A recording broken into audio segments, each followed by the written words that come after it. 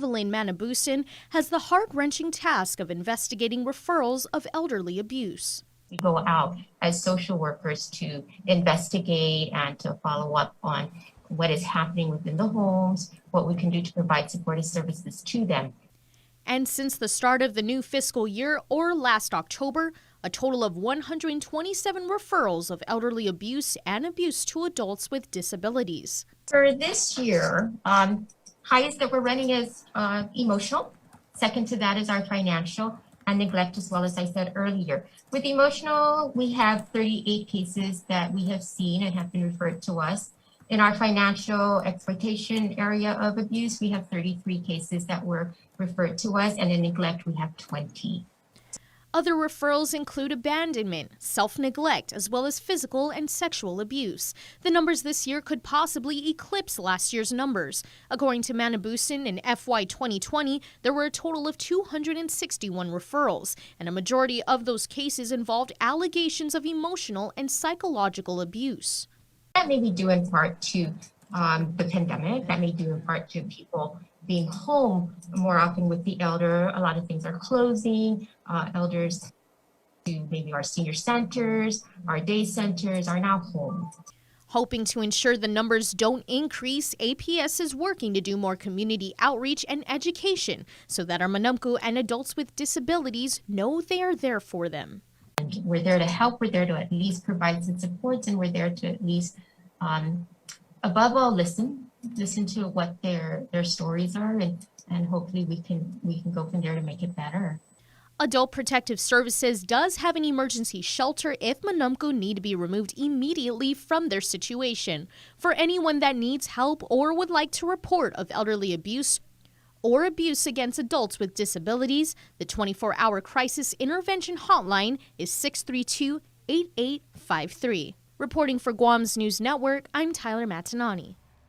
The youth has spoken. The 33rd Guam Youth Congress has made their stance known, saying there's no place for firearm suppressors in our community. Here's more.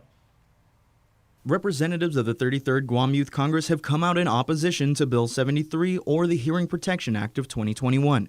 The proposed bill would allow for the use of suppressors, commonly known as silencers, to be used with firearms. Vice Speaker of the Guam Youth Congress, Al Labang. What's happening within the schools right now around the United States is like hard to allow suppressors to be allowed here in our community. And if it will make a great impact in the safety of our communities. With us opposing this, we hope to bring another side of the debate on the gun silencer. Representative Chloe LIZAMA echoed the sentiments of Speaker Therese Terlahi, who questioned American Suppressor Association President Knox Williams on whether or not a person would be able to determine where a suppressed gunshot would come from. The cons outweigh the pros here. So the whole point of a silencer is to reduce the noise, right? But if, let's just say, we were to have a mass shooting at a school or any government facility, no one would be aware that there is an active shooter on campus. Who would really be benefiting more from it, us or the active shooter? Those for the bill say that contrary to the common idea of what a suppressed gunshot would sound like, a suppressor would only reduce the volume of a gunshot by 25 to 30 decibels, not nearly enough to drastically mask the sound of gunfire, claiming that the decrease in noise level in conjunction with hearing protection devices is just enough to reduce the chance for hearing loss. But in their session this past Saturday, a resolution opposing Bill 73 passed without question, with the Guam Youth Congress solidifying their stance on firearm suppressors. Legalizing silencers would just give a window of opportunity for an active shooter to kill more people. Plans are in the works to move the Department of Rev and Taxes vehicle registration branch in the next couple of weeks to Building B at the Department of Public Works compound in Upper Tumon. DRT Director DAFNE SHIMIZU says the move will allow the agency to increase capacity and service to customers.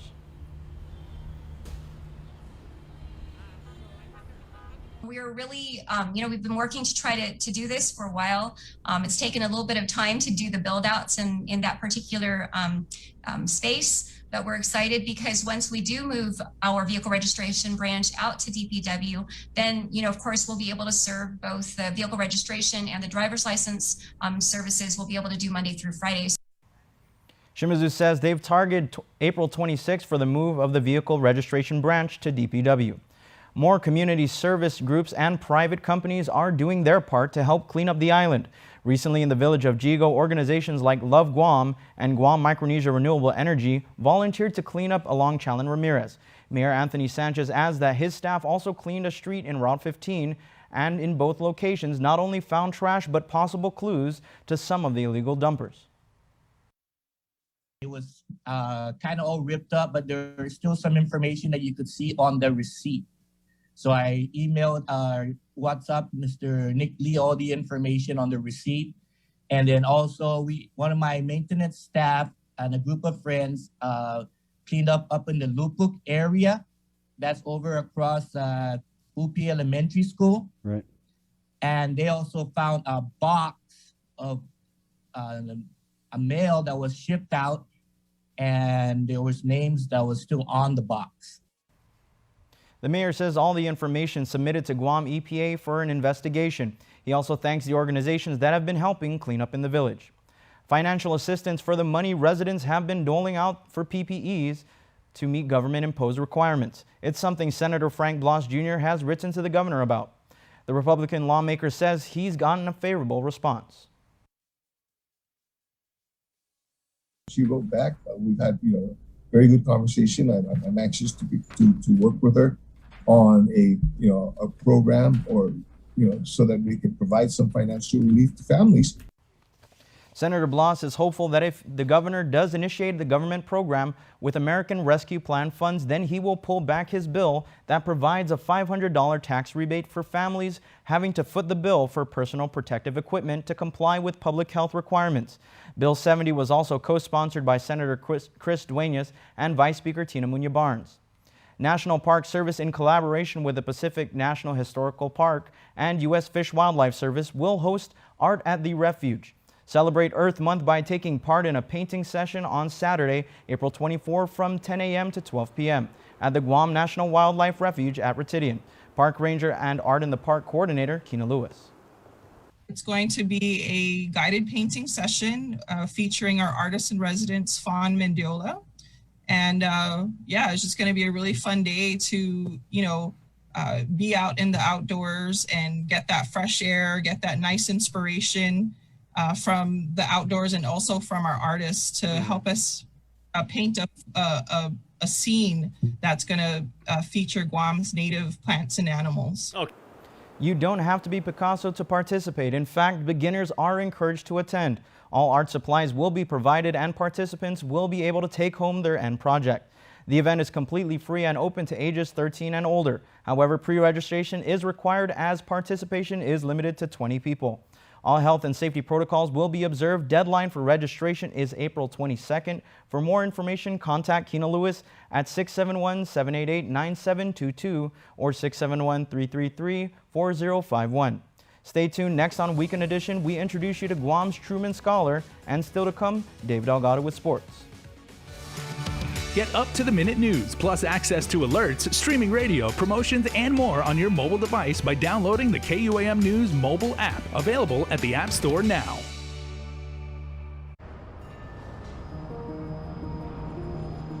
It makes myself and it makes my team members very proud to work for an organization that has been on island for many years with its focus on reliability, dependability, and commitment to the communities that they operate in. Matson's a great corporate citizen to the community. We all benefit from any sort of environmental commitment we make. One of the ways that we do that is with our Adahi Utano program. There's action behind it, and so action breeds commitment. With the Kaimana Hila coming to Guam, this brings a new age and modernization to the island. It's exciting for me because it's a brand new ship and we can carry more freight into the islands. It just shows growth for Guam and Micronesia. Matson would be nothing without its customers, and we hope to continue to serve you for decades to come. Guam's auto appearance specialist, Elegant Reflections, has been providing the automotive industry with professional detailing and car care products at its highest quality, from complete detailing, full interior detailing, exterior detailing, headlamp restoration, hand washing, seat and carpet shampoo, engine degreasing, undercarriage cleaning, paint sealant, fabric protection, paint oxidation removal, and so much more. Visit us at our new location. Call 646-5555 for an appointment. Elegant Reflections, Guam's auto appearance specialist, over 20 years of experience. Welcome back. Guam's very own Kiani Mendiola is a Truman Scholar. 3 other UOG students were named finalists. Our Thomas Manglonia sat down with her on the link. Kiani Mendiola is one of 62 new Truman Scholars from across the nation, rising to the top of a record 845 applications from 328 institutions. The news came as a surprise. Dr. Ronald Bignich at the University of Guam, he had called me and he asked me, oh, could I come to the SBPA Dean's office at the University of Guam to take a photo with the president and the dean, like a finalist photo, because Guam this year did have 4 Truman finalists, which is a milestone itself. And so, you know, he asked me to come down there and if I could bring my family. And I honestly just thought I was there to take a finalist photo. I had no inclination, you know, that it was anything other than that. And when I got there, you know, I saw President Christ, I saw Dean Annette Sanchez, I saw Vice President Dr. Anita Enriquez, and, you know, just some of the other staff and faculty there. And still, it didn't occur to me that this was anything more than a photo until Dr. John Rivera, the Truman faculty representative, he asked me, oh, can we take some candid photos? And he handed me this book and he said, oh, can you read this passage in the book? And so when I was reading the passage, I wasn't even fully comprehending what I was reading. I thought that I was talking again about the Truman Scholarship and, you know, some information about that, until I got to the last part that said, would you please share the good news? The University of Guam, Kiani Mendiola, has been selected as a 2021 Truman Scholar. And I couldn't even read out that last part. I was just already in shock and disbelief. The Truman Foundation, a living memorial to the 33rd president, awards the Graduate Fellowship for public service leaders. It provides financial support and a community for leaders to pursue their life's mission. Mendiola, who transferred from GCC, is an active student leader at the University of Guam, where she double majors in public administration and criminal justice, all while taking care of her 2-year-old son. My passions fall within criminal justice and prison reform. You know, that's something that I've always been very interested in the law since I was at a young age. It's how I basically planned out my education to align with the goals and aspirations that I have in those fields. She's an aspiring Air Force Judge Advocate General and hopes to pursue a JD and Master's in Public Administration. The lengthy application process involves several essays, letters of recommendation, and rounds of virtual interviews with community leaders from across the nation. I am a full-time mother. At the time when I started this application, I was taking several classes. So there was a lot of time management that I had to do in order to complete it. And I feel like by doing just the application, though, I benefited a lot in my own personal growth and development, because I got a better sense of who I was and what it was that I wanted to do. She's focused on giving back to her community through her recent work and future studies on prison and crime reform. In my life, I have known people and even family members who have entered the system and have been incarcerated. And so for me, there is a connection to this issue on a very personal level. And so I think that with that personal experience combined with the education and research that I've done into the issue, I'm able to look at all of the problems that we face from this double-sided lens and try to come up with viable solutions to them. You know, I know that here on Guam, our courts are backed up. Our prison is overcrowded and dilapidated. We have little to no treatment programs for the people that are incarcerated, and our recidivism rates are rising. And I think it's also important for people to know how that is also interconnected with social issues that we face.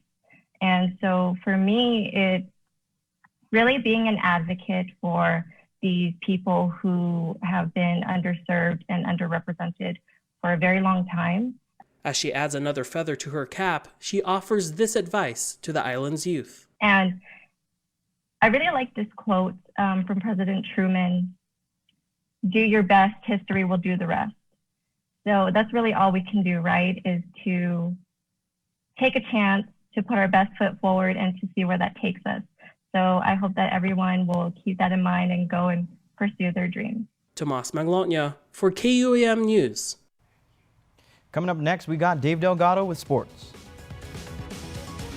Through the month of April, KUAM News and the KUAM Care Force features Sustainability Matters, building awareness for environmental issues, highlighting activists, and showcasing businesses and individuals making a difference in our community. Watch a special series on Mondays on KUAM News featuring different aspects of thinking green in our community. Awareness messages on every platform, giving you tips for leading a more sustainable lifestyle. The Dirty Politics Weekly feature with The Link live on location with Chris and Sabrina, visiting different villages with political leaders and addressing environmental problems in our community. And this year, the Think Green annual cleanup goes virtual. Organize your community cleanup, post and tag with hashtag ThinkGreenGuam, and we'll feature your cleanup on our multimedia platforms and in a special montage on KUAM News Weekend Edition during the last weekend in April. Sustainability Matters, part of the KUAM Care Force's commitment to our community. In partnership with the University of Guam Center for Island Sustainability and Guam Green Growth. Presented by Green Energy Solutions, Inc. Reduce before you produce. GESI. The Notre Dame Royals are four-time defending IIAAG girls soccer champions. ND slipped past Academy 3-2 back in the 2019 championship game.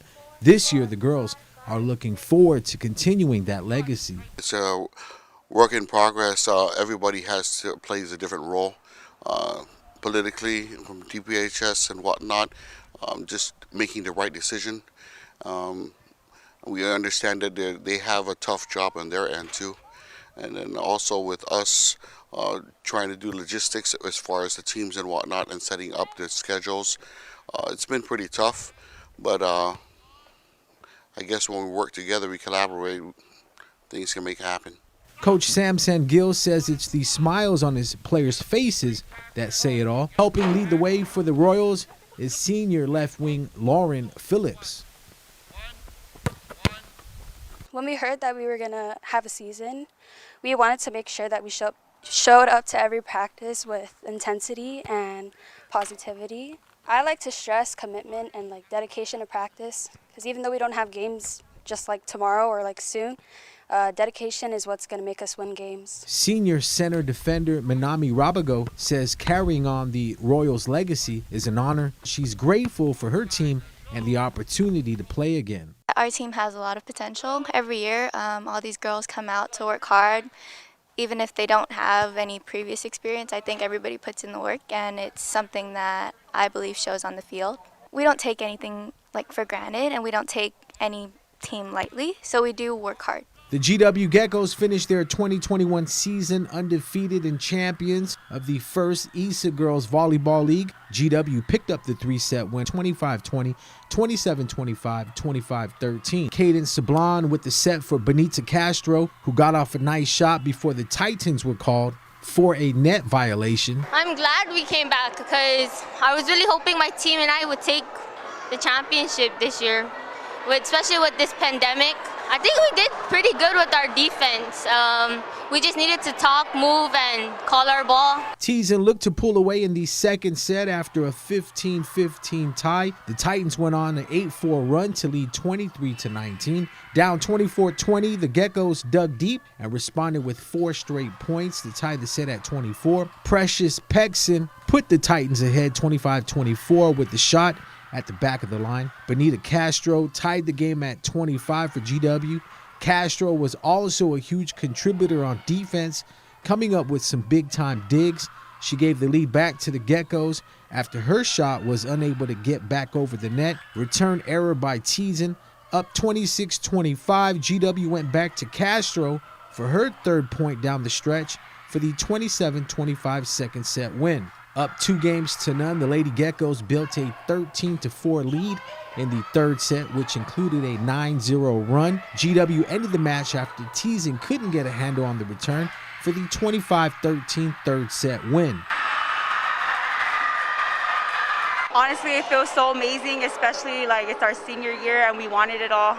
And there's teamwork that we knew we will never give up. We'll work together, and it's all momentum in the mind. This pandemic, it really put us down, and knowing that we have a season this year, it really brought us together to bond and become a team, and to have history in this year.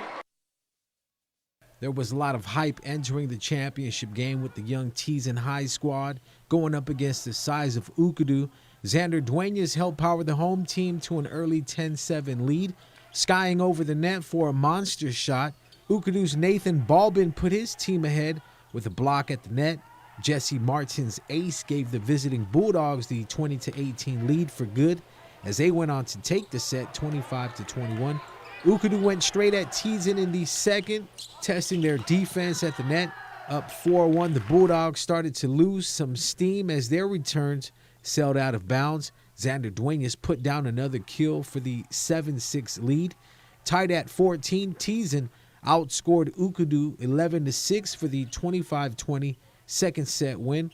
Xander Duenas rose to the occasion again, helping his team win one of the longest rallies of the championship match. Titans up 18-15. Gerald Milana subbed in late for Tizen and made it count, putting down a solid shot that got through the defense. Titans jumped out to a 3-0 lead in the fourth set. John Michael Medina and Jesse Martin slowly got the Bulldogs back into the set. Ukadu working the ball around, getting it to Nathan Balbin, who found an opening on the court. Tizen's defenders dive on the court, but weren't able to get the dig. Titans started to take over the game after a 6-6 tie. VJ Rosario and his jump serves proved to be a factor as the Bulldogs couldn't set their plays on the return. Outside feed to Duenas goes off the fingertips of two Ukadu defenders before going out of bounds. Rosario added an ace at the line for the 12-6 lead. Tizen stayed on the offensive attack and pulled away in the fourth set for the win, 25-19, for their school's first ever title. The win is historic. The East League crowned their first ever boys volleyball champions. Coach Rod Palmer wins his first title as a high school coach, and the boys from Tizen get one for the 2020 boys who were unable to play their season because of COVID. Very first historical ESA Boys Volleyball League Championship, but it's also the first for the Tizen High Titans.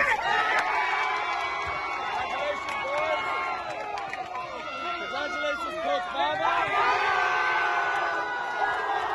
First of all, I'm very grateful, proud, excited, and happy for my team, especially our coach, Coach Palma, and just our team in general, and most especially VJ Rosario. Thanks to our Coach Palma, he really gelled the mindset into us and what we needed to work on in order to come together as a team, work together, and finish strong each game. Well, it was a hard-fought game. I mean, the boys worked so hard. Ukadu was an amazing opponent, and it could have gone any way. Ukadu played so hard, so we had to put our A game up there, and the boys really performed. Their defense was amazing. This is our first one, and I hope more is yet to come. So this is for Coach Palma. He's been working, he's been sacrificing his time, and this win is for Palma, Coach Palma.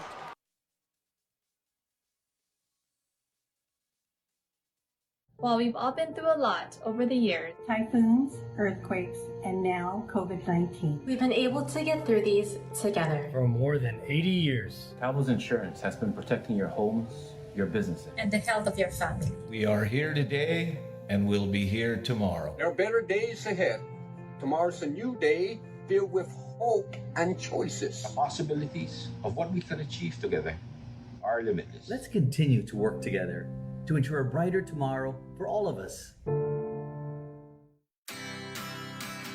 The thing about freedom is, freedom has no limits. There's no such thing as too many adventures or too many unforgettable moments. There will never be too many stories to write, or too many memories to make. But when it comes to a vehicle that will be there for it all, there's only one. Jeep. And before we close out the news tonight, our latest round of birthday shout-outs from the Cold Stone Creamery Birthday Club. Weekend birthdays mean you get an extra 24 hours to do something extra fun because your birthday makes you super, super extra awesome. And happy birthday on the 17th, Saturday, to Cara Domingo. May God bless you abundantly and fulfill the desires of your heart.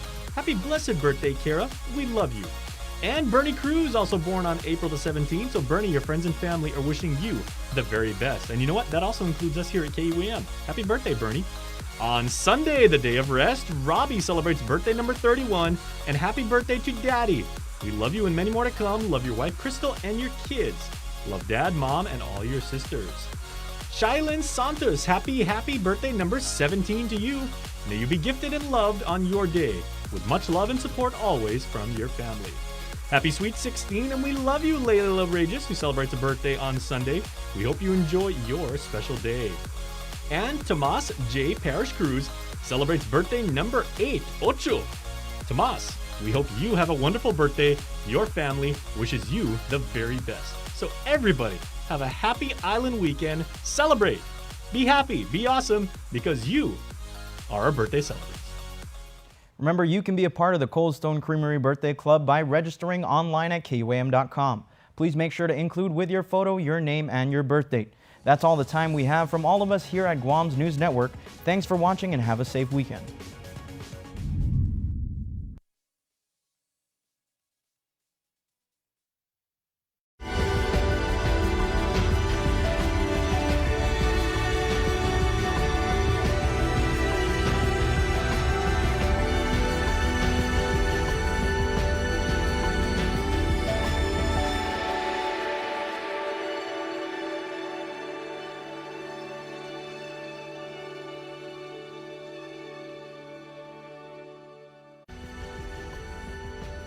Tokyo 21, presented locally by IT&E.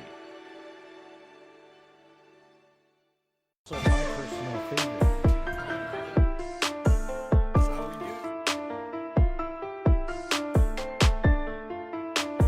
Half a day, Guam. Half a day. I'm Chef Peter Duenas of Mezcla Restaurants, and you're watching Food Obsession.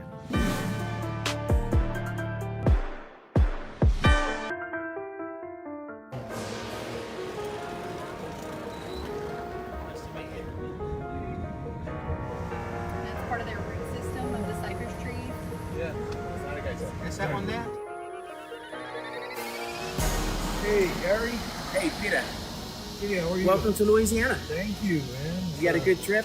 Oh yeah, long trip, but we're here now and we're excited. Excellent. Well, I bet you're thirsty. I've taken the liberty of ordering a couple of cocktails. Awesome. Let's sit down. Yes. Cheers. Cheers. Welcome to Louisiana. Thank you. So before I start telling you really what we've got in store for you this week, a little bit about myself. So I've been with Tabasco for almost 15 years now. International corporate chef. The luckiest chef in the world, I think. I travel the world promoting Tabasco. I'm lucky enough to bring young chefs and well-known chefs to Avery Island and really show them around and not teach these guys how to cook, but how to use Tabasco in the food that they cook. Wow, So that sounds amazing. That's like a dream job. it is a dream job. It's fantastic. So let me tell you what's in store for you. We're going to show you where Tabasco is made, how Tabasco is made, and we're going to show you the land, and the family, and the history of the McElhinney family. And this year is our 150-year anniversary. I'm super excited and everything you just said. Thank you for having us. Cheers. Cheers. We'll look again. forward to the week ahead. Yes, we look forward to the next couple of days. Well, that's good. Some of the fields that you saw earlier